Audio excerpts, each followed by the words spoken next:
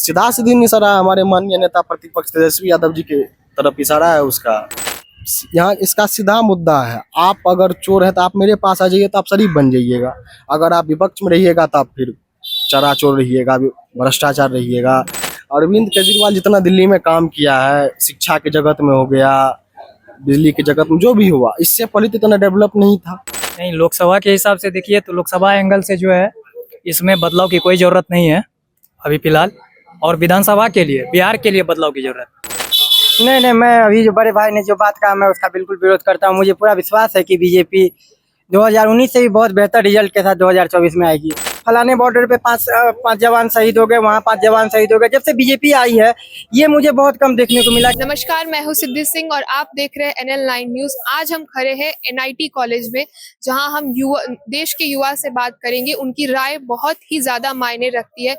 हम जानेंगे कि आखिर उनके दिमाग में उनके हिसाब से क्या है और वो वाकई में क्या चाहती है इस देश के भविष्य के लिए, इस देश के आने वाले सरकार के लिए। सर, आपका नाम?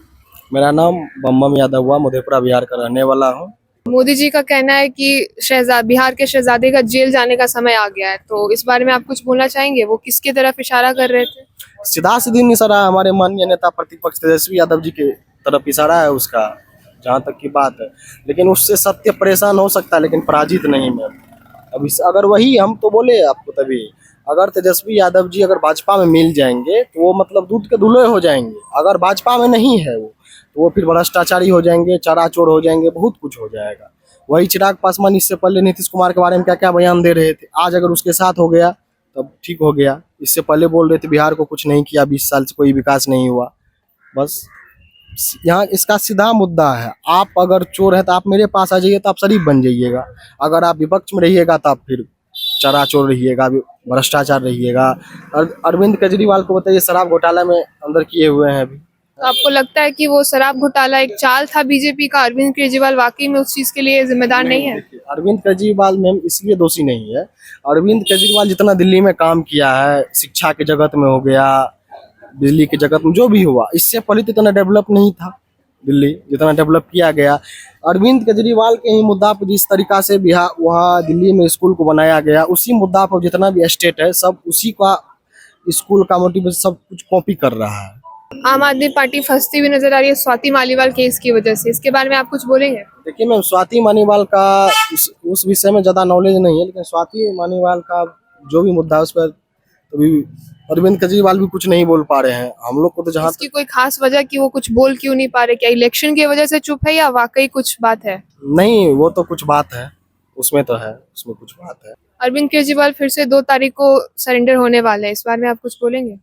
तो मैम देखिए, सिलेंडर तो कानून का आगे करना ही पड़ेगा ना। वही तो हम सभी तभी बोले, सत्य परेशान हो सकता है मगर पराजित नहीं, कभी नहीं। तो आपको लगता है कि एक न एक दिन बीजेपी पराजित होगी और सत्य की विजय होगी, जैसा आप मान रहे हैं कि इंडिया गठबंधन आगे बढ़ रहा है? जी, इंडिया गठबंधन अब की बार बिल्कुल आगे बढ़ेगी। क्या कि अगले बार जो हुआ था मैम, सब पार्टी अलग अलग चुनाव लड़ी थी। सपा हो गया, ममता बहन का जो भी पार्टी है वो नहीं याद आ रहा है, आरजेडी जो भी था, कांग्रेस, सब अब की बार मिल के पार्टी लड़ रहा है, जिससे कि भाजपा को जड़ से उखाड़ के खत्म करने का ये लोग प्रयास कर रहे हैं। अब देखिए, अगर ईवीएम घोटाला नहीं हुआ तब तो अब की बार इंडिया गठबंधन का जीतता है। भाजपा का तो बस यही मुद्दा ही। हम लोग मैम देखिए अभी यहाँ रह रहे हैं, लगभग 15-16 साल से रह रहे हैं, कुछ नहीं कर पाए, वैकेंसी ही नहीं आ रही है तो क्या करेंगे। बात रही नीट का एग्जाम, NTA जो कंडक्ट करवाता, अब की बार नीट का भी पेपर लीक हो गया मैम। बिहार में शिक्षक बहाली वाला एग्जाम हुआ, तेजस्वी यादव जब तक रहा तब तक पेपर लीक नहीं हुआ। अब भाजपा के आते आते ही पेपर लीक हो गया। भैया, आपका नाम? गोलू सिंह। गोलू जी, आप कहाँ के रहने वाले? अभी तो फिलहाल पटने रह रहे हैं, कंकरबाग पटना। 4 जून को रिजल्ट आने वाला है लोकसभा चुनाव का, तो आपको क्या लगता है, जो बदलाव जो लोग कह रहे हैं कि इस बार बदलाव जरूरी है, इसके बारे में आप कुछ बोलना चाहेंगे? नहीं, लोकसभा के हिसाब से देखिए तो लोकसभा एंगल से जो है इसमें बदलाव की कोई जरूरत नहीं है अभी फिलहाल, और विधानसभा के लिए, बिहार के लिए बदलाव की जरूरत।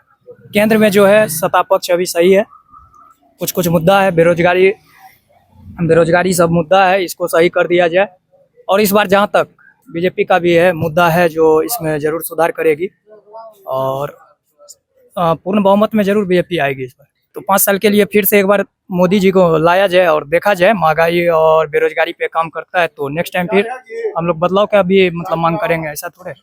इंडिया गठबंधन भी काफी प्रोग्रेसिव वे में दिख रही है, लोगों से जुड़ रही है, वादे किए जा रहे हैं और जुड़ने के साथ एक अच्छा मतलब एक 1-to-1 कनेक्ट बना रहे हैं कि हम रोजगार पे बात करेंगे ये सब। तो आपको लगता है कि देश इस बार बदलाव को जी लाएगी? जी बिल्कुल, कंटेस्ट की टक्कर रहेगी इस बार जरूर।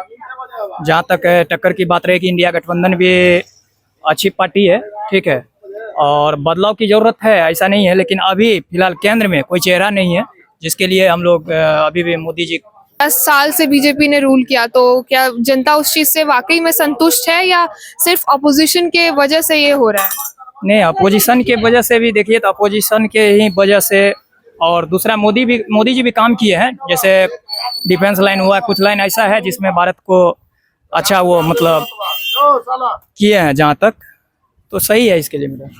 जैन जी, आप कहाँ के रहने वाले हैं? मैं पटना से हूँ प्रॉपर।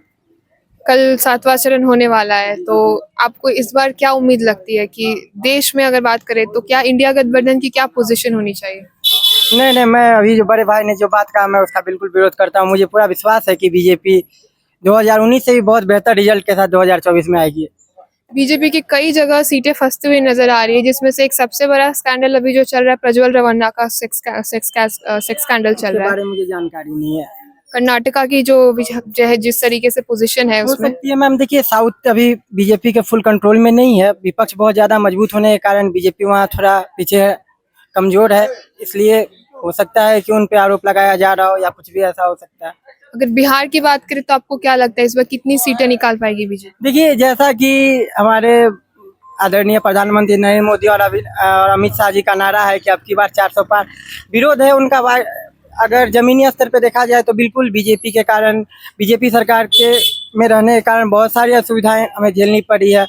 ये महंगाई की मार हो गई या फिर नौकरी की बात है, लेकिन बहुत ऐसे जगह है जहाँ की मुझे चाहिए कि यहाँ की मुझे लग रहा है कि बीजेपी का सरकार होना बहुत जरूरी है हमारे देश का सर, नाम। महंगाई और जो नौकरी की बात है, ये यूथ की सबसे बड़ी डिमांड है, तो आपको लगता है कि इसको नजरअंदाज किया जा सकता है? देखिए, मुझे लगता है कि अभी 10 साल हुआ है बीजेपी का शासन में आया हुआ, अगर थोड़ी वक्त हम उन्हें देंगे, जिस तरह का हमारे 10 साल का समय कम पड़ गया? बिल्कुल मैम, जैसा कि काम करे, बड़े स्तर पे काम करे, मुझे बिल्कुल विश्वास है, क्योंकि हमारे प्रधानमंत्री नरेंद्र मोदी जब से आए हैं, पड़ोसी देश ही नहीं बल्कि देश विदेश में भी बहुत अच्छा पकड़, हमारे भारत का बहुत अच्छा नाम चल रहा है। आप देखिए, अगर हम बात करें तो पाकिस्तान बॉर्डर पे या किसी भी बॉर्डर पे, पहले जब मैं टीवी देखता था तो आए दिन ये रिपोर्ट आता रहता था कि फलाने बॉर्डर पे पांच जवान शहीद हो गए, वहाँ 5 जवान शहीद हो गए। जब से बीजेपी आई है, ये मुझे बहुत कम देखने को मिला कि हमारे सैनिक जो है, जो कि सीमा पे लड़ रहे हैं, वो शहीद नहीं हो रहे हैं। सर, आपका नाम? पवन। आप कहाँ से हैं पवन जी? हम यहीं पर लोकल हैं। तो आप बताना चाहेंगे कि देश में जो अभी चुनाव की लहर है, इस बार किस पोजीशन में जाएगी चुनाव की लहर? वही लहर के बारे में बता रहे हैं कि हमारा धरती वही है, हवा वही है, पानी वही है, तो मेन आ गया जनसंख्या। कोई चीज का अगर बहुत ज्यादा फैलेगा तो मुश्किल में आ ही जाएंगे हम लोग। कोई कहेगा कि रोजगार नहीं मिल रहा है, कोई कहेगा पानी नहीं मिल रहा है, कोई कहेगा हवा नहीं मिल रहा है। तो कोई पार्टी ऐसा है कि जमीन का लंबाई चौड़ाई बढ़ा दे, हवा का बढ़ा दे, तो ये सब बेकार बात है। जो आदमी जी रहा है उसमें संघर्ष कीजिए और जिए। संघर्ष की अगर बात करें तो संघर्ष हर जीवन में होता है, संघर्ष तो पर रहेगा। इस देश में अगर सरकार की कोई जरूरत होती है तो वो जनता के हित में होती है। जो सरकार पे कई सवाल उठ रहे हैं, रोजगार पे नहीं बात करते, महंगाई पे नहीं बात करते और कई चीजों पे, तो इस बारे में आपका क्या कहना है? महंगाई तो है, ठीक है, लेकिन महंगाई के साथ साथ अब स्ट्राइक भी तो करते हैं लोग। एम्प्लॉय लोग जो है स्ट्राइक कर देते हैं कि हम हड़ताल कर दिया, हमारा सैलरी बढ़ना चाहिए। तो गवर्नमेंट कहाँ से लाके देगा? हमसे और आपसे लाके देगा, तो महंगाई तो हम आपके ऊपर आएगा ही। स्ट्राइक बंद करवा दीजिए आप।